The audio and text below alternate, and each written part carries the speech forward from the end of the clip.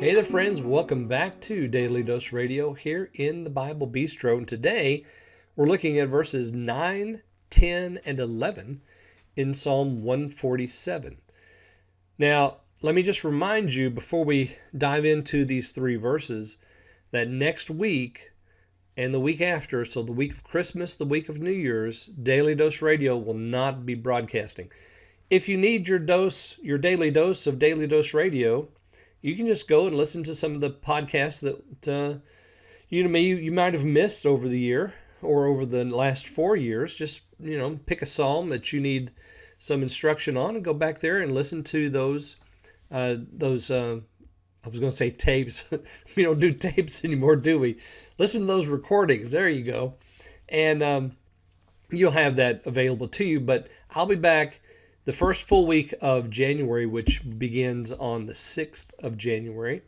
So look for me then here in the same place in the Bible Bistro. We'll open the doors up, get everything warmed up for you and ready to go. And that'll be the 6th of January. So come back then and we'll jump right back into Psalm 147 because we're going to take up 12 through 20 in that week. And that'll close out Psalm 147. This is the Psalm of Israel's praise. Now today, we're connected. These verses are just interlaced. And so today we're going to read verses 9, 10, and 11. Let me read those for you. He giveth to the beast his food, to the young ravens which cry. He delighteth not in the leg of the strength of a horse. He taketh not pleasure in the legs of a man. The Lord taketh pleasure in them that fear him, in those that hope in his mercy. All right, so I said these are so interlaced because verse 8 sets up for us verse 9. He covered the heaven with clouds. He prepares rain for the earth. He waters the grass so that it grows on the mountainside. He gives to the beast his food. Again, we see the created order mentioned here. So we go back. Again, Psalm 145, Psalm 146, we've had this over and over. God is creator. Let us never tire of saying that. Let us never tire of teaching that. God is creator. There is no evolution of things. God has done this himself. He's ordered it, he's arranged it, and he's done it. Not only is he creator, but he's provider, because you'll notice verse 9 says, he giveth to the beast his food. Now, we've already seen that he makes the clouds, fills them with rain, waters the earth so that the grass can grow.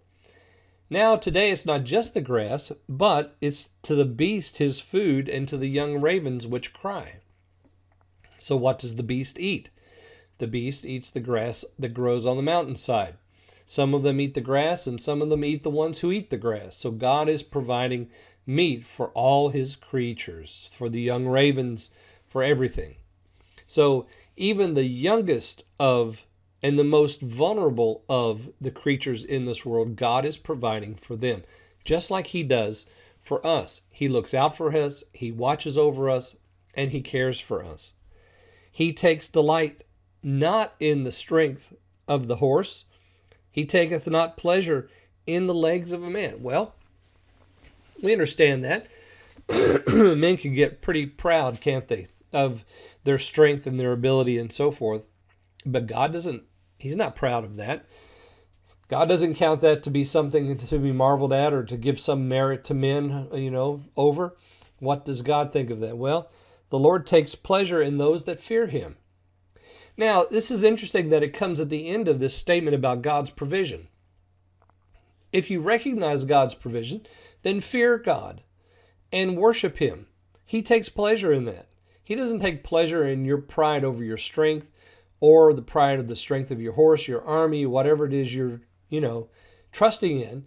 He takes pleasure in those that fear him and those that hope in his mercy.